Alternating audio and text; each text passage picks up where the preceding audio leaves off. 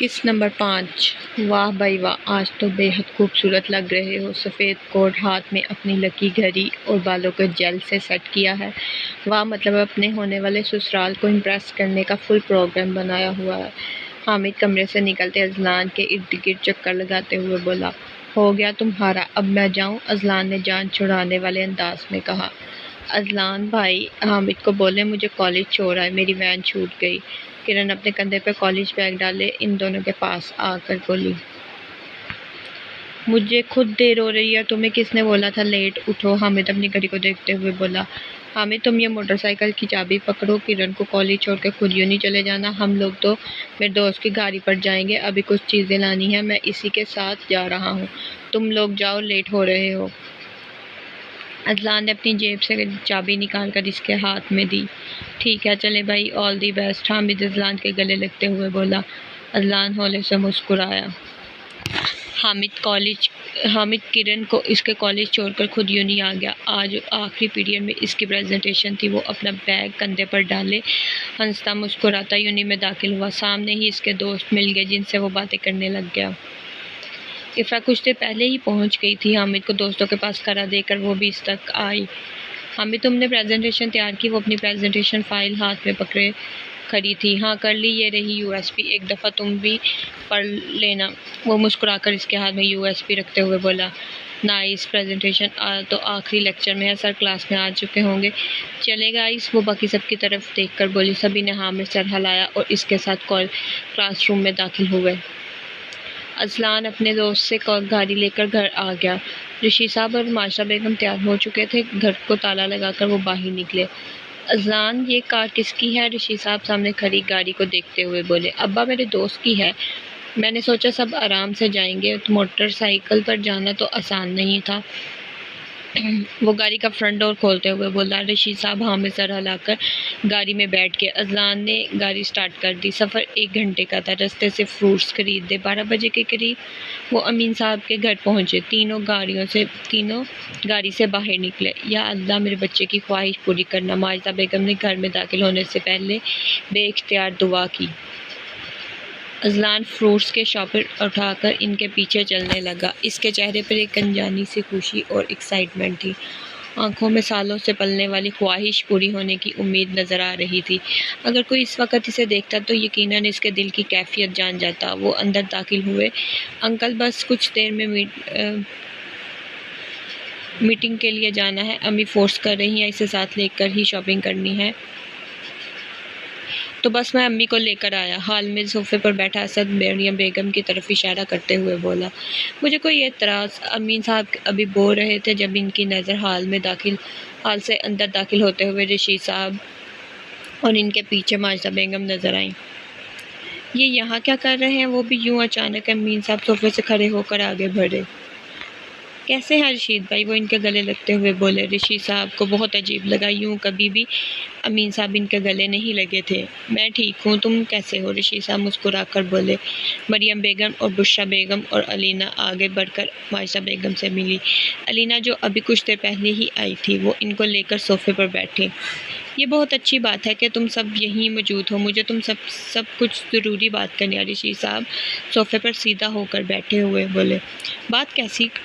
कैसी बात? असद को कुछ गड़बड़ नज़र आई।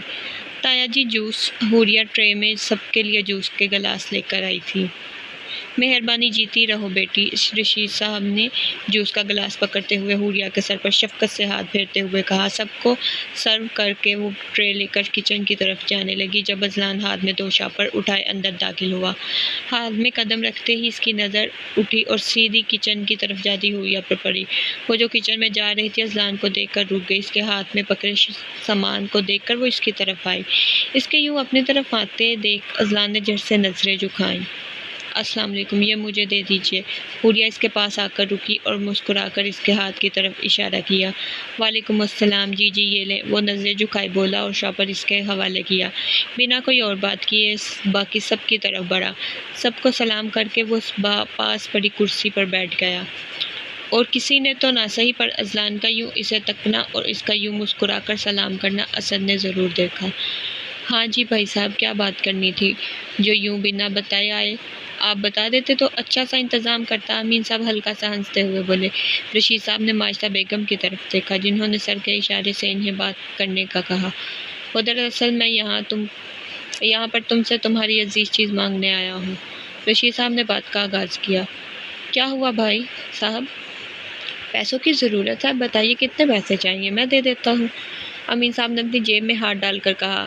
असद हल्का सा हंसा, फिर जल्दी से अपने होठों पर हाथ रख लिया। अजलान ने इसकी तरफ देखा। रशीद साहब ने शर्मिंदगी से सर झुका लिया। कैसी बातें कर रहे हो? मैं पैसे लेने नहीं आया। अल्लाह का शुक्र है इस ज़ात ने इस काबिल बनाया है कि कभी ज़िंदगी में किसी के सामने हाथ नहीं फैलाने पड़ेंगे। मैं यहाँ पर तुम्हारी बेटी हुरिया का रिश्ता मांगने अपने बड़े बेटे अजलान के लिए मांगने आया हूँ। रशीद साहब ने पहले सख्त लहजे में और आखिर में अपने लहजे को नरम करते हुए कहा।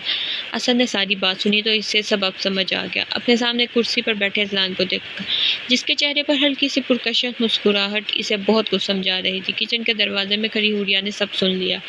इसे अभी तक यकीन नहीं आ रहा था। पहले जिस लड़की के लिए एक रिश्ता आना मुश्किल हो रहा था, आज इसी के खानदान से दो रिश्ते आए थे। एक जिसके साथ इसकी बात तय हो चुकी थी। हाँ, क्या कहा? माफ़ कीजिएगा, मैंने शायद ठीक से सुना नहीं। आपने अभी क्या कहा? अमीन साहब हंस कर बोले। भाई साहब, हम हुरिया को अपने अजलान की दुल्हन बनाना चाहते हैं। माजिदा बेगम को लगा शायद उन्होंने ठीक से सुना नहीं, तो वो दोबारा से बोली। हाँ, कैसी बातें कर रही हो? ऐसा मुमकिन नहीं, मैं आपको अपनी बेटी का रिश्ता नहीं दे सकता। वो हंस कर बोले। इनके मुंह से निकलने वाले अल्फाज अजलान पर ओलों की तरह गिर रहे थे। क्यों? अजलान के मुंह से बेइख्तियार निकला। वो हूबहू सर झुकाए बैठा हुआ था। किसी खौफ के तहत इसका दिल एकदम धड़का। क्यों, ये तुम पूछ रहे हो? पहले खुद को देखो, फिर मुझसे पूछना क्यों। रशीद साहब तंज़िया अंदाज में बोले। असद के चेहरे पर मुस्कुराहट फैली। क्या मतलब, मुझ में क्या कमी है? वो चेहरा उठाकर इनकी तरफ देखकर सवालिया अंदाज में बोला, यूँ जैसे वो आज अपना केस खुद लड़ना चाह रहा हो। कमी, सबसे बड़ी कमी तुम्हारी बेरोज़गारी है। तुम एक बेरोज़गार इंसान हो। दूसरी कमी तुम्हारा घर है। तुम्हारा घर एक फटीचर मोहल्ले में है। इस मोहल्ले में मैं अपनी बेटी को सड़ने के लिए नहीं भेजूँगा। वो तंज़िया अंदाज में इसकी तरफ देखते हुए बोले। मैं इसका ख्याल रखूँगा, दिन रात मेहनत करूँगा, इसे एक अच्छी ज़िंदगी। वो जैसे अपने हक़ में दलाइल दे रहा था। इतना इंतज़ार करने से बेहतर है ना कि मैं किसी ऐसे लड़के के हाथ में अपनी बेटी का हाथ दूँ, जिसका सोसाइटी में एक मुकाम है, जो अपनी मेहनत के बल आज इस मुकाम पर पहुँचा है कि सर उठाकर मुझसे मेरी बेटी का हाथ मांग सके। तुम्हारी तरह सर झुकाकर नहीं। वो इसके यूँ अदब से बैठने पर चोट कर बोले। हुरिया किचन से निकल कर हाल के एक कोने में खड़ी हो गई। रशीद, तुम एक दफ़ा सोच लो, मेरा बेटा बहुत शरीफ लायक है। वो नौकरी के लिए दिन रात एक कर रहा है। इसकी मेहनत ज़रूर रंग लाएगी। बहुत जल्दी से नौकरी भी मिल जाएगी। हम लोग घर भी। रशीद साहब आगे होकर बैठे और इन्हें समझाने लगे। बस करें भाई साहब, बहुत हो गया आपका।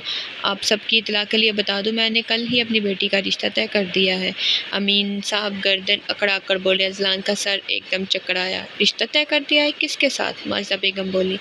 ऐसे लड़के के साथ जिसकी इस सोसाइटी में एक हैसियत है, जिसका एक अच्छी जगह पर अपना घर है, जो एक होनहार, काबिल और शरीफ इंसान है। बिल्कुल आपके सामने बैठा हुआ है। मैंने कल असद से हुरिया का रिश्ता तय कर दिया। अमीन साहब के मुंह से निकलने वाले अल्फाज वहाँ पर बैठे 3 नफूस पर बम की सूरत में घिरे।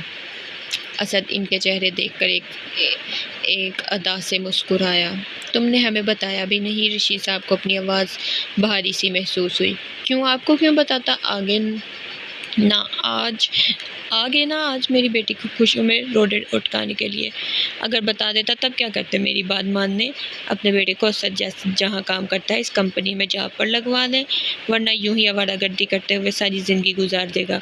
हो सके तो इस बार मेरी बात मान लें, वरना इसका भी वही हाल होगा, आप ही की तरह होगा। सर उठाकर बाकी ज़िंदगी गुजार नहीं सकेगा। बाकी आपकी तरह सालों पहले भी मैंने आपको वो मोहल्ला छोड़ने का कहा था, तब भी आप अपनी ज़िद पर अड़े रहे। और देखें आज आप कहाँ हैं और मैं कहाँ हूँ। अमीन साहब गर्दन अकड़ा कर अपनी बड़ाई बयान कर रहे थे। उनके लहजे में गरूर था। सही कहा अब्बू ने। ताया जी, आप खुद ही अजलान और असद का मुआवजा कर लें। कहाँ असद और कहाँ अजलान? अगर इन दोनों में से किसी एक को चुनना पड़े तो आप खुद असद जैसा लड़का चुनेंगे। अलीना जो कब से चुप बैठी थी वो बोली। असद ने इसकी तरफ देखा।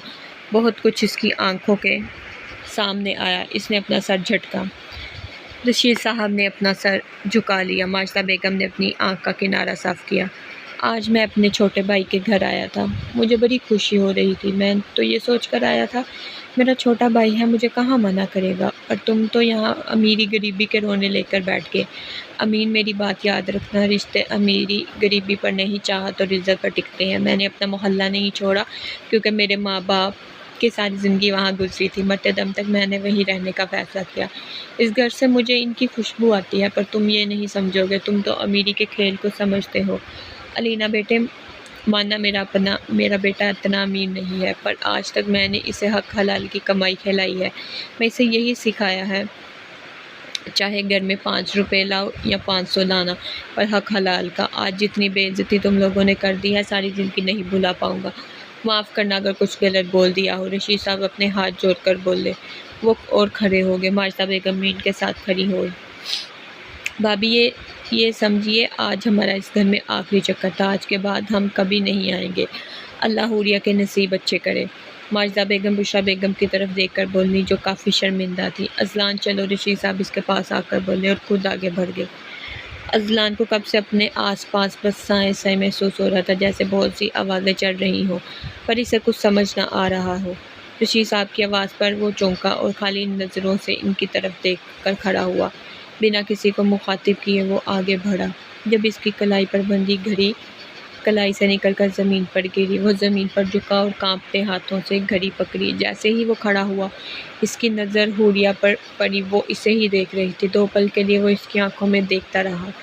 एक बेमायनी सा आंसू इसकी गाल पर गिरा और वहीं वो बिना देर किए पलटा और माजिदा बेगम के पीछे घर से निकल गया। हुरिया, जो कि इसको देख रही थी, आज पहली बार इसने अज़लान को खुद को नज़र उठाकर देखते हुए देखा।